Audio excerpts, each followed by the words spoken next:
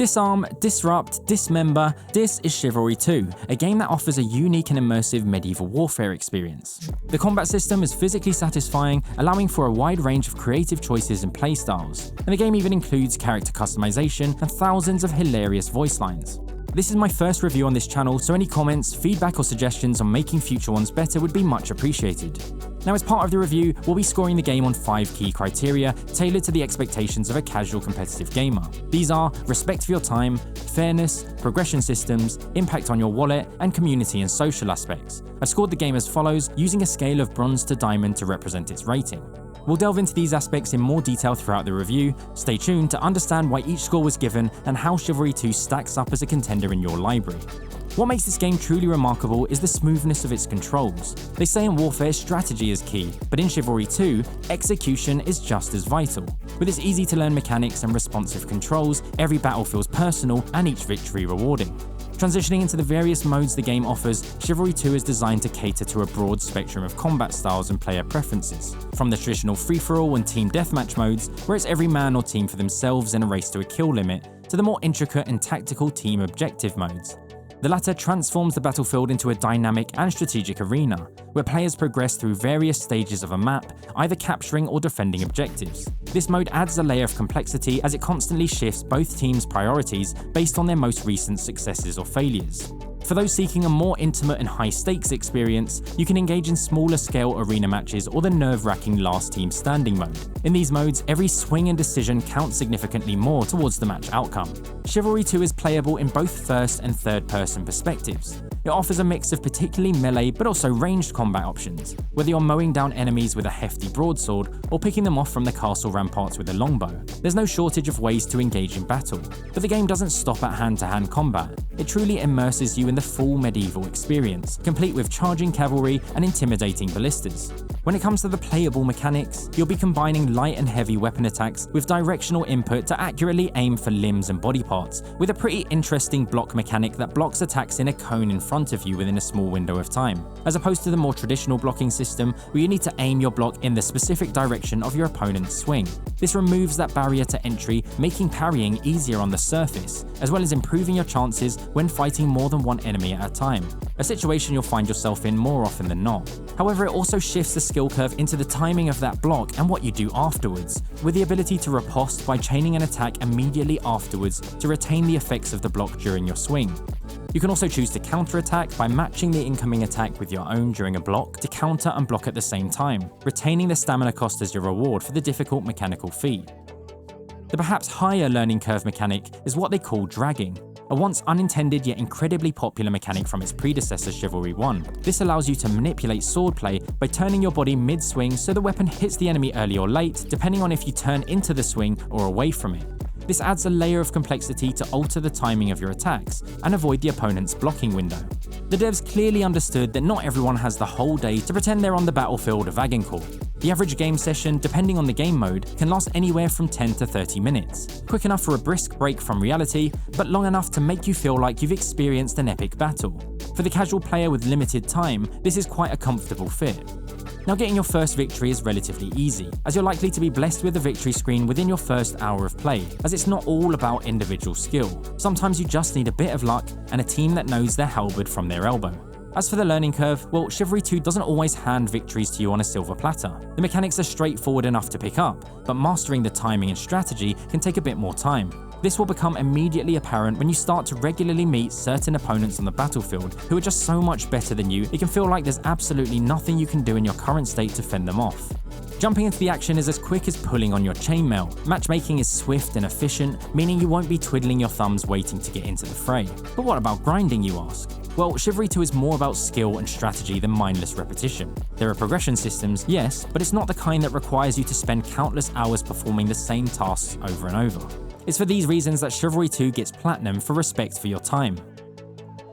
Chivalry 2 is a great game that can be enjoyed by both casual players and those seeking more intense competition. The simplicity of the block mechanic adds intricacies that skilled players can take advantage of, while also providing a very easy to use and intuitive system that new players can find rewarding.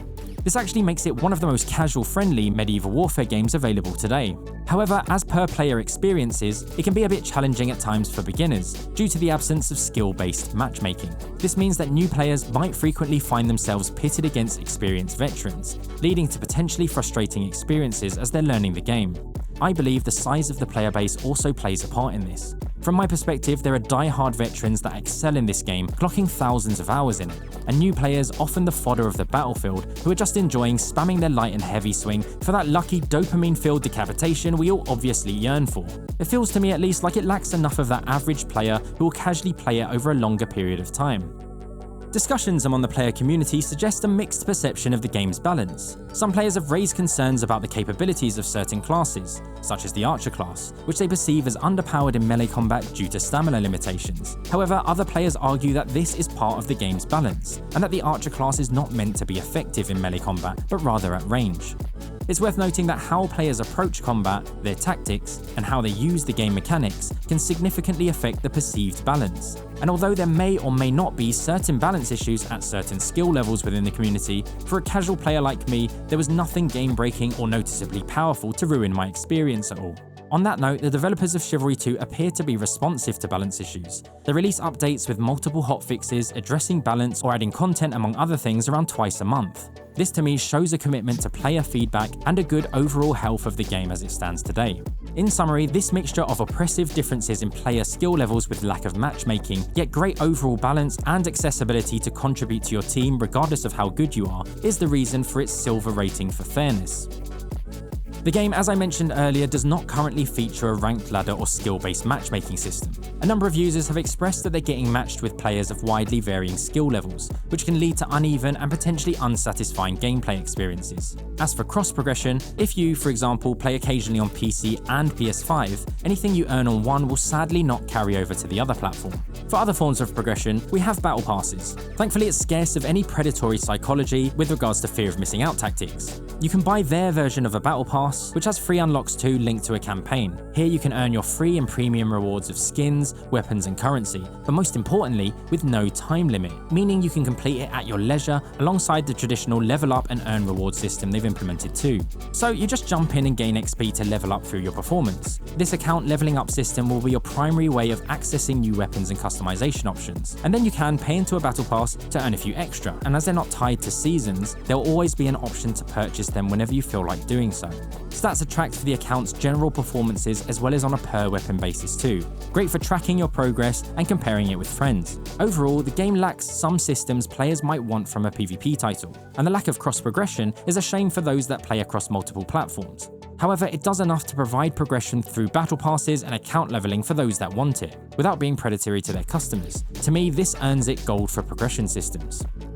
The game costs between $30 to $40, the same range in pounds from official stores, and there are no additional costs associated with DLCs or expansion packs, other than some special edition versions with a few extra items not really worthy of extra mention. The game does have a microtransaction system, but these are purely for cosmetics or faster access to weapon unlocks, and therefore does not provide any skill-based gameplay advantages. Overall, Chivalry 2 offers great value for money. The game is packed with content, including a variety of game modes, maps and weapons. Note that it does go on sale quite frequently. If you're on the fence about buying the game, I would personally recommend waiting for a sale. However, even at full price, Chivalry 2 is still great value. Overall, I think the microtransactions in Chivalry 2 are fair and do not affect the game's balance. In fact, they even do a great service to the player by not spamming your menu with $signs, fear of missing out imagery, and daily and weekly chores. So if you're a fan of the game and want to support the developers, then you can purchase some cosmetic items. However, you don't need to spend any additional money to enjoy the game. And for these reasons, it gets a platinum for impact on your wallet. There is this certain kind of toxicity you get in a game like this, which actually has its place as part of the experience, and to me enhances the flavour. In a game as raw and bloody as this, where the sole aim is to outmaneuver your opponent, you'll find a healthy amount of rivalry and antagonization by your foes from time to time, and sometimes some intended or even unintended griefing from your allies too. In-game, despite the option to turn on voice chat, I've not really experienced it much on PC, however I believe it's more prominent on consoles. However, you can type and chat to each other during the game, and I can't help but think the implementation of proximity chat would do wonders in a game like this. There is a decent amount of content creation on YouTube around the game currently, however mostly very low view counts on live streams from day to day. Based on the fact that there's a reasonable sized online community and reasonable ways to communicate in game, including cross-platform play, Chivalry gets silver for community and social.